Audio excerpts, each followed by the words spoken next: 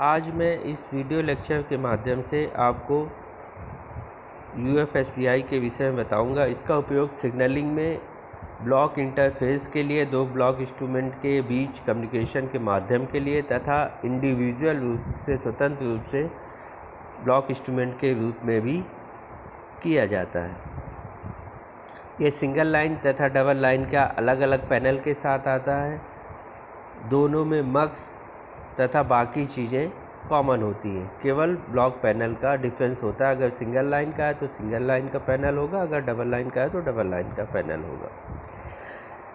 ये इसमें कई सारे एडवांस फीचर्स दिए गए हैं।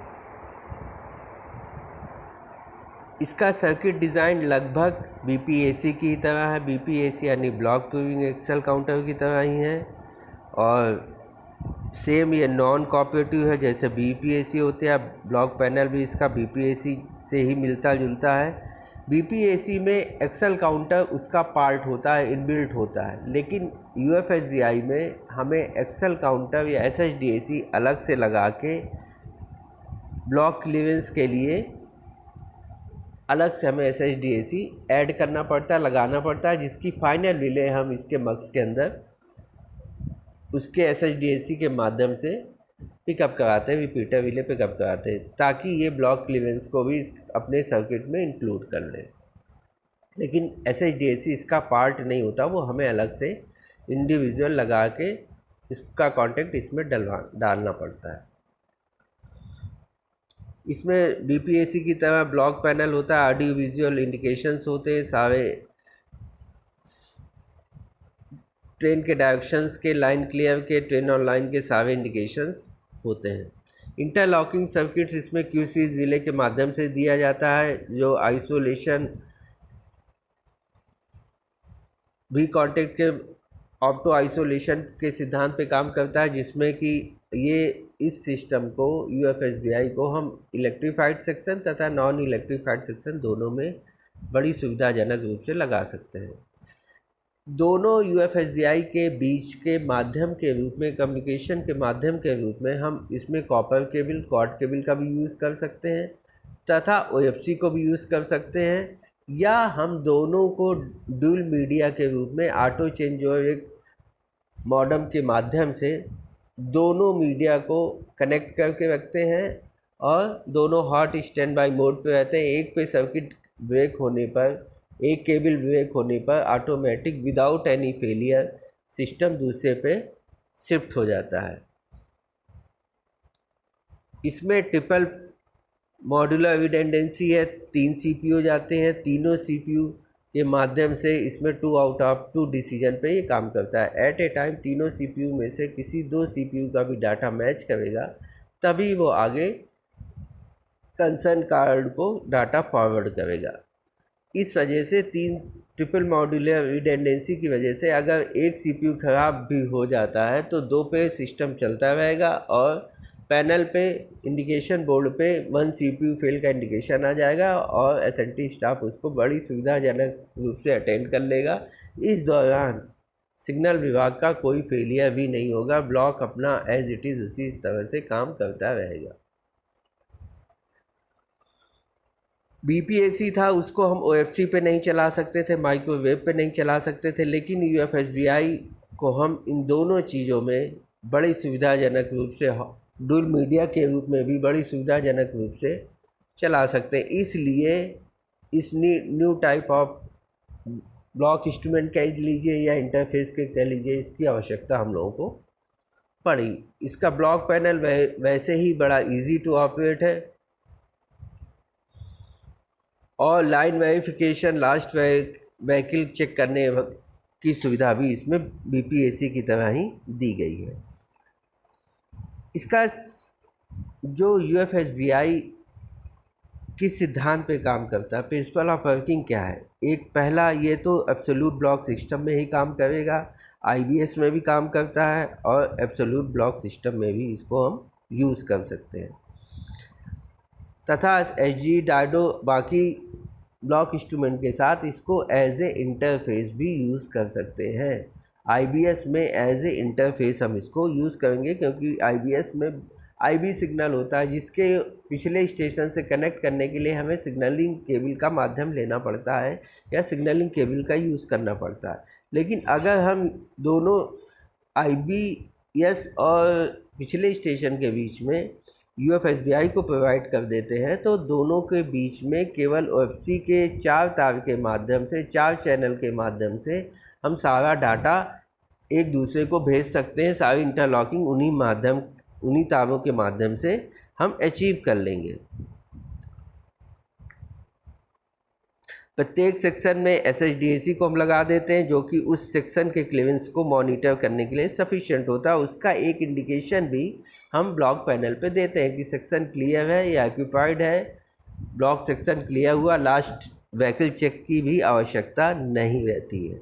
इसका सर्किट डिज़ाइन इस प्रकार से किया गया है कि LSS लास्ट स्टॉप सिग्नल या ट्रेन को डिस्पैच करने के लिए एडवांस स्टार्टअप को हम तब तक डाउन नहीं कर सकते जब तक लाइन क्लियर लेने की सभी शर्तें पूरी ना हो या लाइन क्लियर ना ले लिया गया हो, तब तक हम इसको एडवांस को डाउन नहीं कर सकते।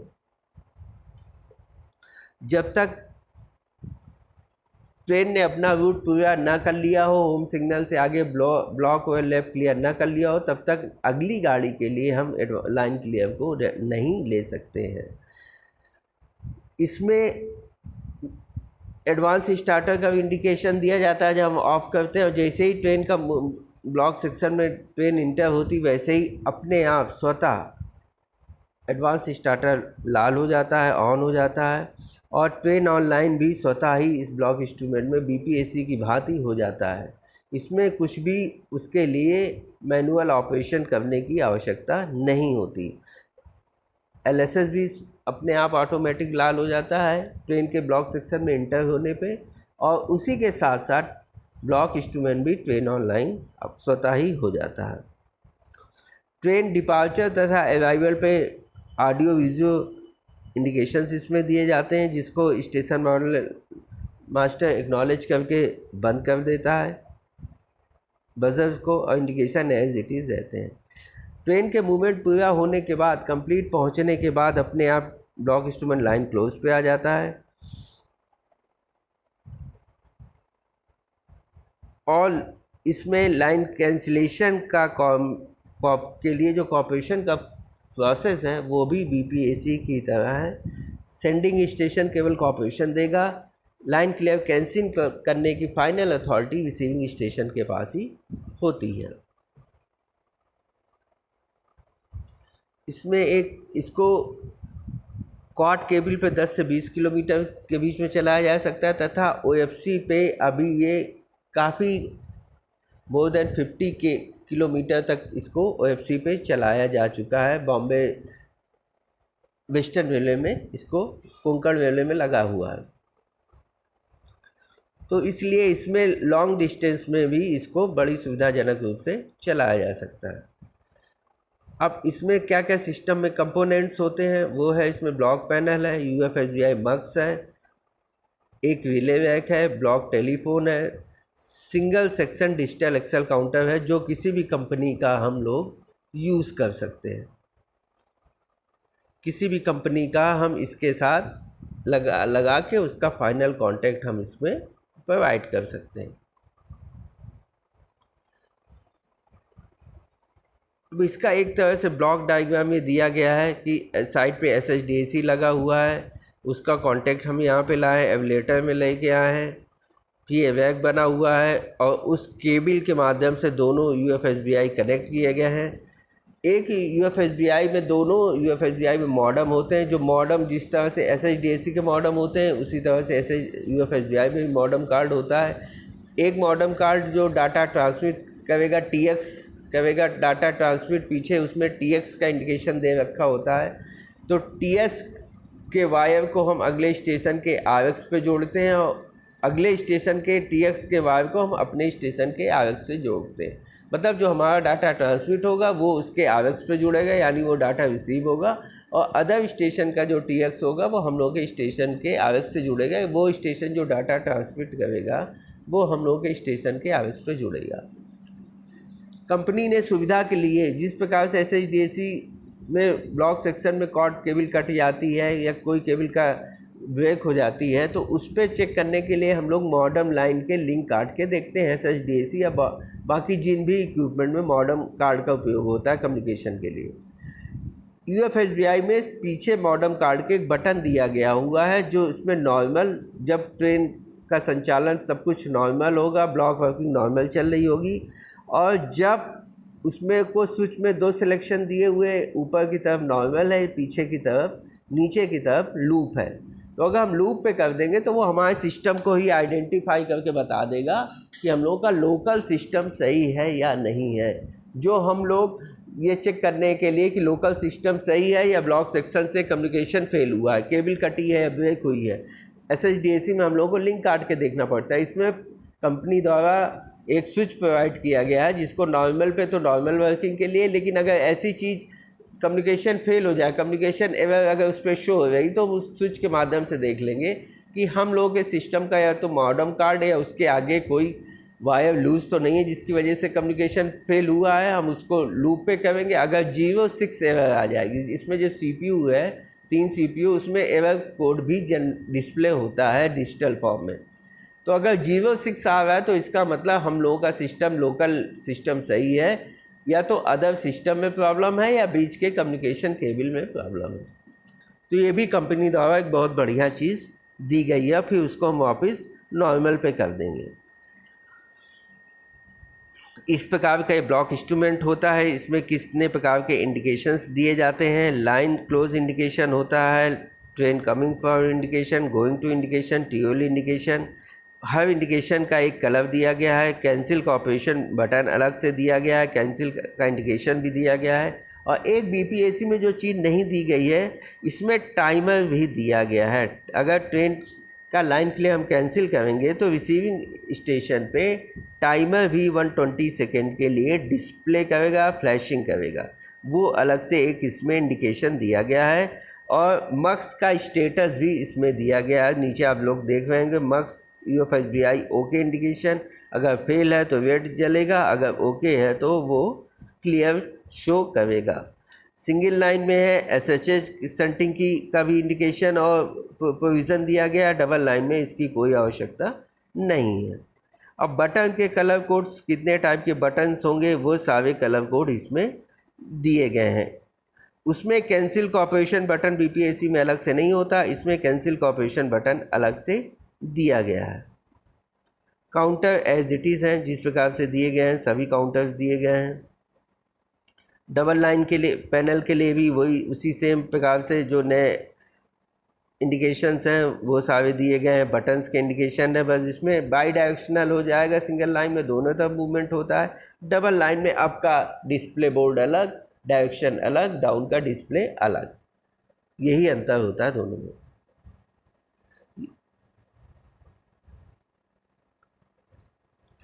इसमें मेन चीज़ ये बनाई गई है UFSBI में, फेल सेफ इसको इसलिए कहा जाता है क्योंकि इसमें जो फाइनल रिले TGTR या TCFR पिकअप होती है उसको मैकेनिकली लैच रिले बनाया गया है। QL1 रिले लगाई गई हैं कि एक बार पिकअप होने पे वो अपनी अवस्था में लैच हो जाएगी, जैसे सीमेंस की रिलेज होती हैं, इंटरलॉक रिले होती है, अब पिकअप होके उसी पोजीशन में मैकेनिकली लैच हो जाती, मतलब सप्लाई कटने पे अभी वो उसी अवस्था में पिकअप पड़ी रहती हैं। तो TGTR और TCFR जो मेन फाइनल रिले हैं जिनसे हम अपने एडवांस को लोअर करेंगे या लाइन क्लियर लेने के बाद फाइनल रिले पिकअप होती हैं, वो अपनी उस अवस्था में एक बार सारी शर्तें, सारी कंडीशन पूरी होने के बाद पिकअप हो जाएंगी, तो उसी अवस्था में लैच रहेंगी। अगर उसके बाद किसी फेलियर की वजह से, सप्लाई कटने की वजह से अगर सप्लाई ब्रेक भी होती है तो वह गाड़ी प्रॉपर सिग्नल पे जाएगी, क्योंकि उसकी कंसर्न रिले TGTR TCFR अपनी पोजीशन में पिकअप होकर लैच होगी।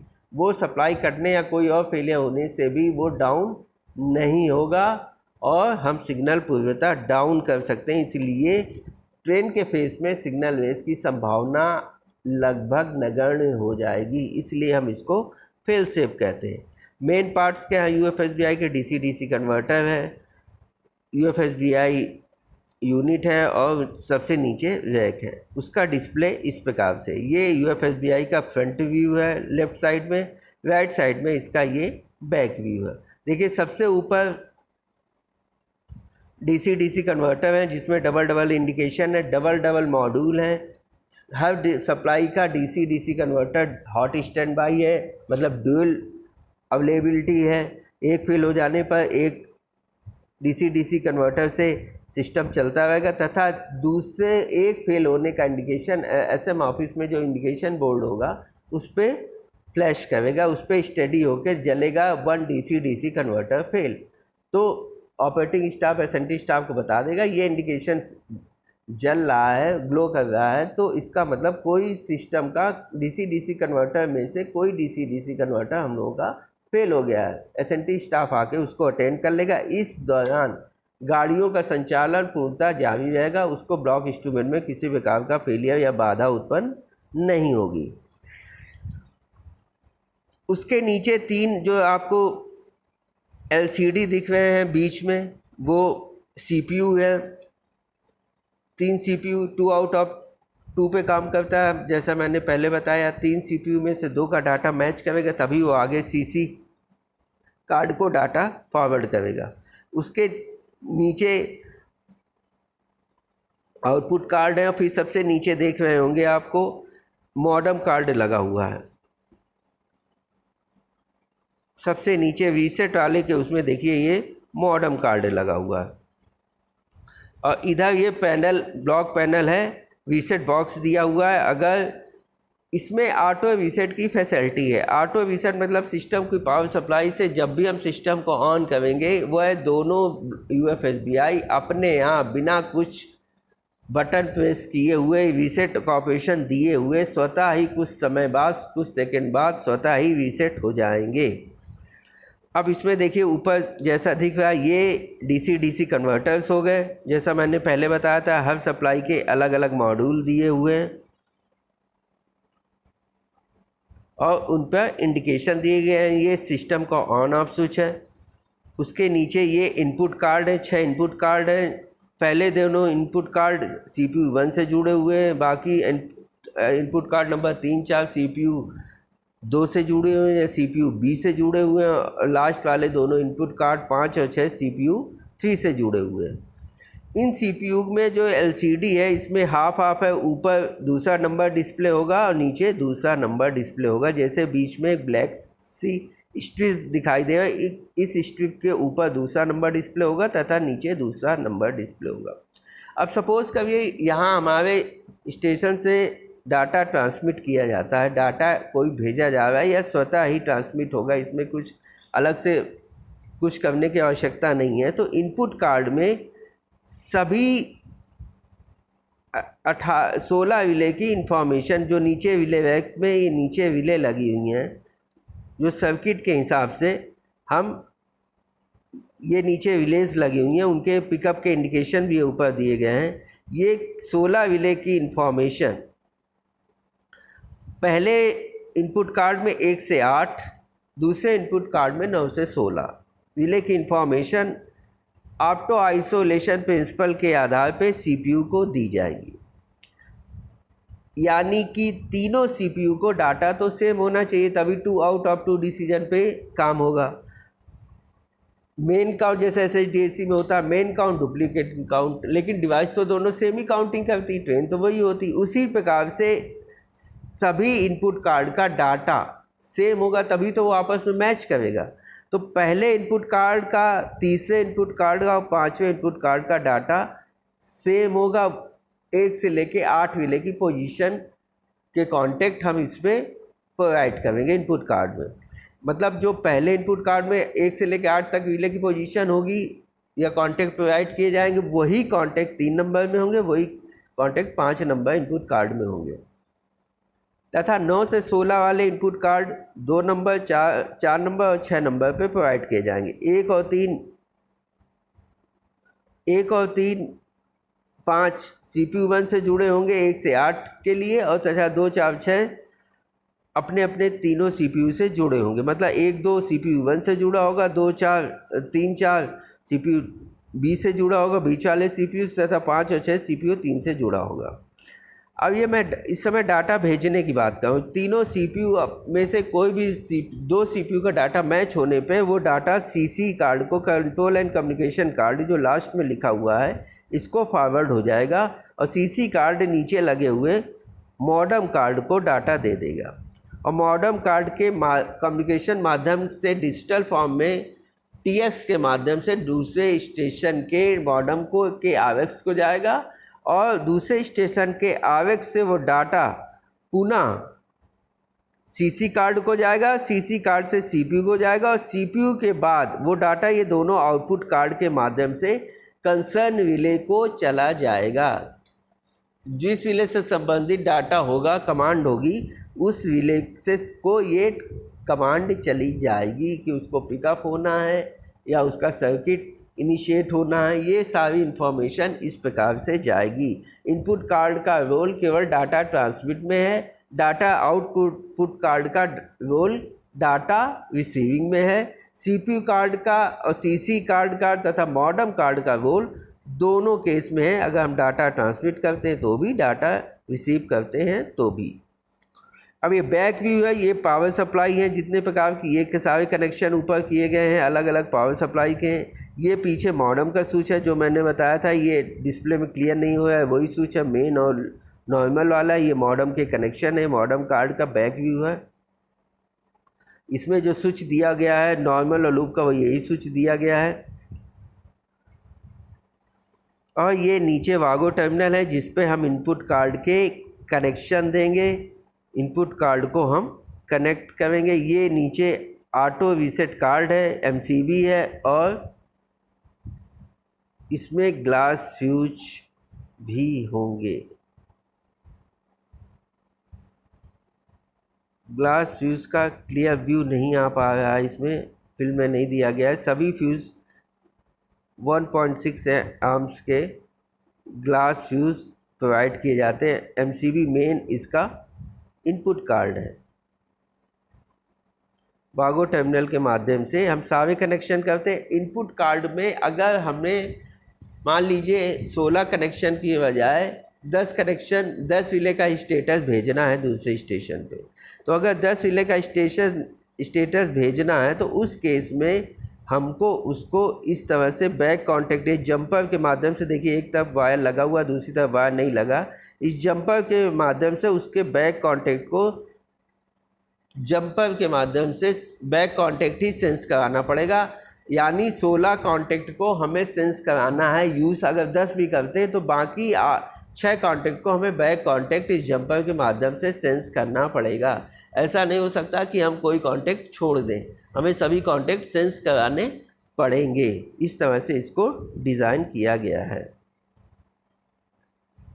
अब जैसे पावर सप्लाई के लिए 24 volt, 5 volt, plus 12 volt, minus 12 volt use की जाती है। उस पावर सप्लाई का किसमें कितना यूज़ है, 24 वोल्ट, वो भी इसमें दिया गया है। Output circuit overload protection 24 volt relays के लिए होता है।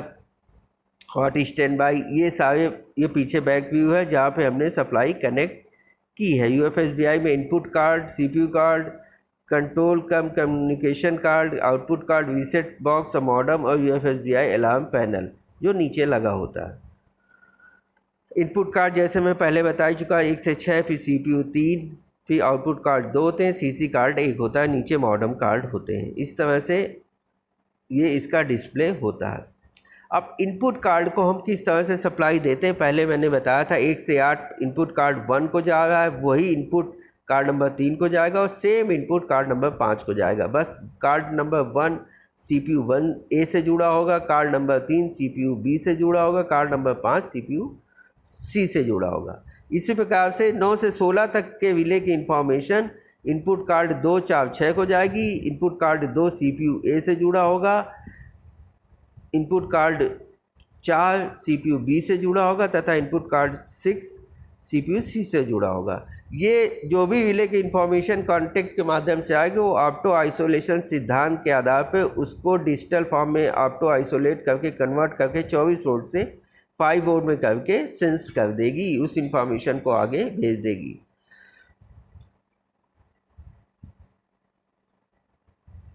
इस तरह से वही सेम इनपुट कार्ड 1 2 CPU ए से जुड़ा हुआ है, 3 4 जैसा मैंने पहले बताया CPU बी से है, और इनपुट कार्ड 5 और 6 CPU सी से जुड़ा हुआ है।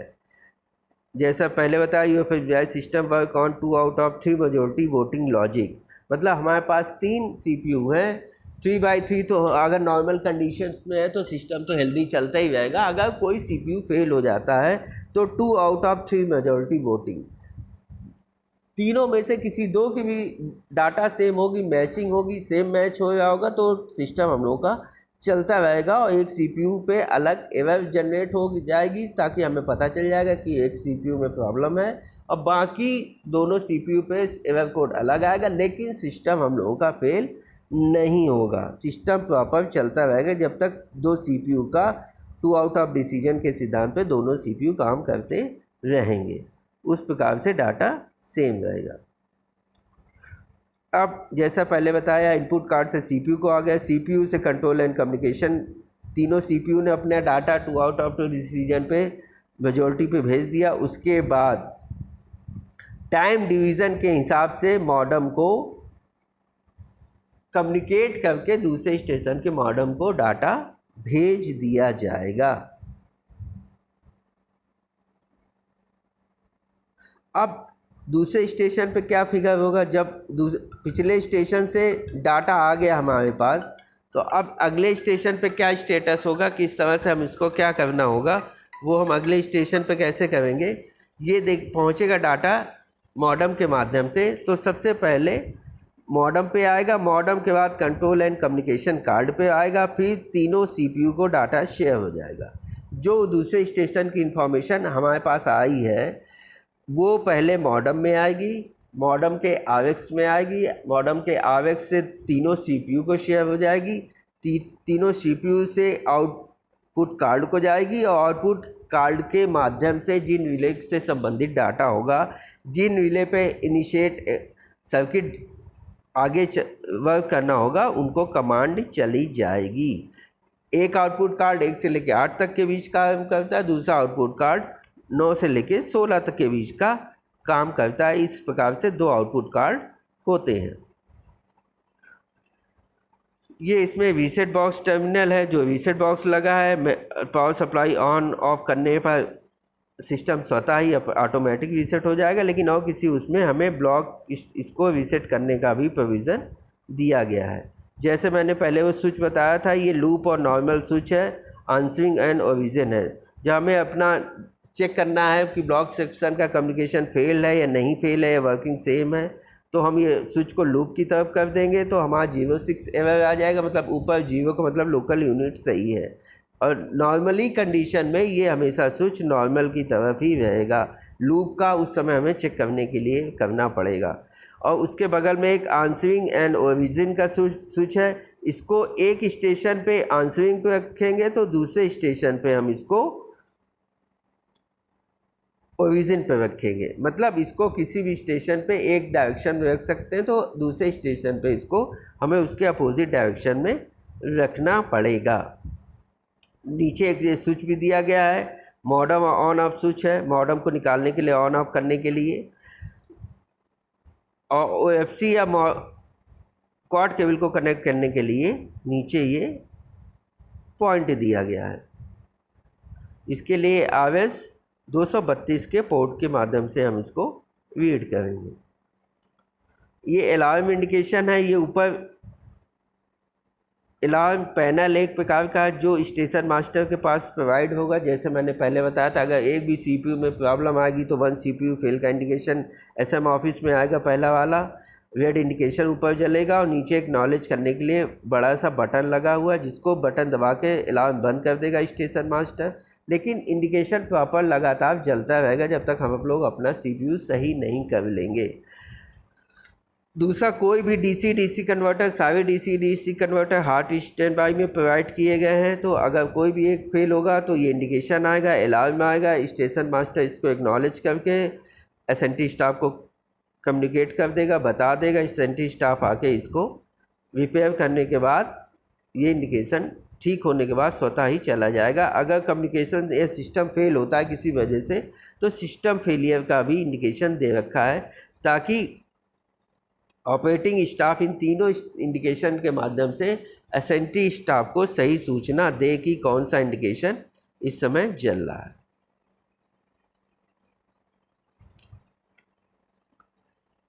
ये नीचे विले पोजीशंस हैं कि किस सीक्वेंस में कौन सी विले लगी हुई होंगी। ये नीचे के जो विले बैक है उस पर विले पोजीशंस हैं और विले की वर्किंग है।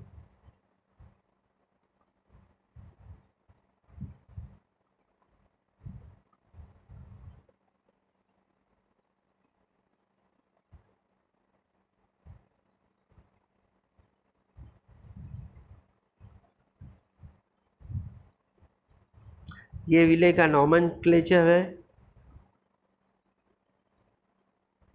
देखिए जैसे इसमें लिखा हुआ है TCFR 2 नंबर, QL1 लैच विले है जो पिकअप होने के बाद लैच हो जाएगी। इसी तरह से TGTR ये भी QL1 है, नॉर्मली ड्रॉप होगी लेकिन पिकअप होने के बाद लैच हो जाएगी। इसका कॉन्टेक्ट कॉन्फ़िगरेशन तो 11F4B है।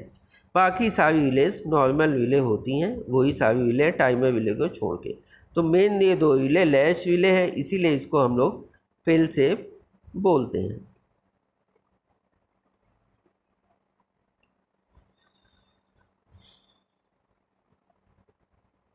ये फिजिकल है, किस प्रकार से हम इनपुट कार्ड को रिले के कनेक्शंस प्रोवाइड करते हैं। पीछे वागो टर्मिनल में देते हैं, वागो टर्मिनल से FRC कनेक्शन के माध्यम से फ्लैट केबल के माध्यम से डायरेक्ट वो इनपुट कार्ड को डाटा चला जाता है। फिर इनपुट कार्ड अपनी उस डाटा के अनुसार अपने कंसर्न CPU को डाटा भेजता है। ये फ्लैट केबल के डायग्राम है कि मदरबोर्ड से कैसे कनेक्ट है। इंस्टॉलेशन के लिए IPS, बैटरी चार्जर, 24 वोल्ट का रिपल फ्यूज चाहिए। ये सारी चीज़ें क्या क्या चाहिए, वो सारे रिक्वायरमेंट हैं। अब UFSDI में जो मेन आस्पेक्ट है, कमीशन करके हो कोई एजेंसी चली जाती है, इंस्टॉल करके चली जाती है, उसके बाद किस टाइप के फेलियर्स आते हैं। पहला फेलियर्स मेन या तो इसमें दो ही मेन सिस्टम्स हैं, या तो कार्ड या तो रिले और या कम्युनिकेशन का माध्यम। अगर हमने डुअल मीडिया दे रखा है, FC और क्वाड केबल दोनों को दे रखा है, तो वो ऑप्शन काफ़ी कम हो जाता है। रिले के साथ तो डबल कुछ ऑप्शन है नहीं। किसी रिले की ड्राई सोल्डरिंग का फेलियर, कॉन्टेक्ट का फेलियर, हाई रेजिस्टेंस का फेलियर, जो कि क्यू स्विच रिले है, तो इसमें आना स्वाभाविक है। बाकी DC कन्वर्टर का फेलियर अगर होता है तो उसके लिए हॉट स्टैंड बाई हमारे पास पर्याप्त समय है कि उस बीच में ट्रेनों का संचालन वर्किंग प्रॉपर चलता रहेगा और हम उसको अब समय मार्जिन में ठीक प्रकार से अटेंड करके रिपेयर कर सकते हैं। तो एक तो रिले का मेन क्यू स्विच रिले का फेलियर हो सकता है। पावर सप्लाई अगर अपनी हेल्दी है तो पावर सप्लाई से संबंधित फेलियर नहीं होगा। मेन है कम्युनिकेशन लिंक फेलियर। अगर कम्युनिकेशन का हमने सिंगल मीडिया दे रखा है तो उसका भी फेलियर होने के चांसेस बढ़ जाते हैं। एरर कोड के लिए नीचे वो दिया गया है, फेलियर कोड है, रिले का नाम है, क्या करना है, कौन से वागो टर्मिनल पे सप्लाई चेक करनी है, किस प्रकार से करना है, ये सारी चीज़ें इसमें डिस्प्ले हो रही हैं। सारी एरर कोड CPU पे ही डिस्प्ले होगी। CPU की LCD पे ही एरर कोड आएंगी, डिजिटल फॉर्म में आएंगी, उसमें नंबर्स लिखे होंगे। उसी नंबर्स के हिसाब से हमको आइडेंटिफाई करते हुए आगे को देखना है। आउटपुट कार्ड से संबंधित किस तरह से वायरिंग होती है, आउटपुट कार्ड से डाटा कैसे जाता है, रिले फुल स्टॉप या fail to pickup output command दे रहा है लेकिन रिले हम लोगों की नहीं पिकअप हो रही, उसको हम लोग वागो टर्मिनल पर किस प्रकार से चेक करेंगे। अगर एरर 80 आती है या एरर 81 आती तो उस पर हमें वागो टर्मिनल पे सप्लाई चेक करनी पड़ेगी। उसके लिए 80 से लेके 8D तक ये एरर कोड है। वो एरर कोड आने पर CPU पे वो एरर कोड डिस्प्ले होने पर हमें उस वागो टर्मिनल से संबंधित सप्लाई चेक करनी होगी। वागो टर्मिनल से सप्लाई सीधा रिले के उस पर R1 R2 पे जाएगी। अब कार्ड फेलियर होने पे CPU पे एरर जनरेट होगी। हम सिस्टम में कार्ड रिप्लग करके जो या मैनुअल पे लिखा होगा उसको हम उसके हिसाब से चेक कर लेंगे। डीसी डीसी कन्वर्टर के में फेलियर है तो वो तो साफ डिस्प्ले ही हो रहा होगा कि ये सप्लाई का वो प्रॉब्लम चल रहा है, वो रेड इंडिकेशन होगा। पावर सप्लाई अगर हमने आईपीएस से दे रखी तो कोई मेंटेनेंस नहीं होगा। अगर हमने बैटरी चार्जर से दे रखा है तो जाहिर सी बात है बैटरी का भी मेंटेनेंस होगा, चार्जर भी रिपल फ्री होना चाहिए, कोई भी एसी का स्पाइक नहीं आना चाहिए उसके अंदर। इस चीज़ का कंफर्मेशन कई चार्जर्स में लिखा होता है ripple free, total ripple free, लेकिन वो वास्तविकता में होते नहीं हैं। और कुछ महीने बाद हम लोग का सिस्टम का पावर सप्लाई कार्ड जलने लगता है, ट्रबल आने लगती, तब पता चलता है कि उस चार्जर में दिक्कत है। इसलिए हम लोग को कोशिश करना चाहिए कि जहाँ पर भी हो डीसी डीसी कन्वर्टर आईपीएस के माध्यम से ही हमें यूएफएसबीआई को सप्लाई देनी चाहिए, चार्जर का उपयोग नहीं करना चाहिए। इसमें जो अर्थिंग होगी यूएफएसबीआई वो भी मेंटेनेंस फ्री होगी, लेस देन 1 ओम होगी। एरर कोड जैसे मैंने पहले बताया, अगर 3 सीपीयू में से एक सीपीयू में प्रॉब्लम होती है वो एरर जनरेट करेगा, तो तीनों सीपीयू में से 2 पे एरर सेम होगी तथा तीसरे पे अलग होगी। जिस पे अलग होगी वो सीपीयू प्रॉब्लम कर रहा है। जिन 2 सीपीयू पे एरर एक जैसी डिस्प्ले करेगा और सिस्टम भी नॉर्मल चल रहा होगा तो वो दोनों सीपीयू सही है। तो जिसमें अलग आ रहा होगा इसका मतलब उस सीपीयू में प्रॉब्लम है। अगर यूएफएसबीआई सिस्टम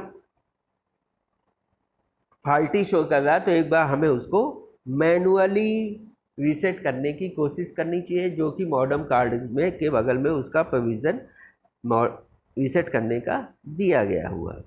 इस प्रकार से यूएफएसबीआई में अभी तक जो देखा गया है रिले के फेलियर्स और मेनली कार्डों के फेलियर्स आते हैं। बाकी अगर डुअल मीडिया ओएफसी और क्वाड केबल पे हम लोग इसको ऑपरेट करते हैं, कम्युनिकेट करते हैं, तो कम्युनिकेशन के फेलियर ना के बराबर हो जाते हैं, क्योंकि डिजिटल जितने भी इक्विपमेंट है SHDAC MHDAC उन सब में कम्युनिकेशन वाले फेलियर्स ही ज़्यादा आते हैं। क्वाड केबल का लेस रेजिस्टेंस के फेलियर ज़्यादा आते हैं, वो दिन में हफ्ते में 2 बार 4 बार फेल होते हैं, जिसमें मार्जिन पे क्वाड केबल का इंसुलेशन होता है अर्थ के रिस्पेक्ट में। इस वजह से अगर हम लोग डुअल मीडिया दे देते हैं तो इसमें फेलियर होने के चांसेस काफ़ी कम हो जाते हैं।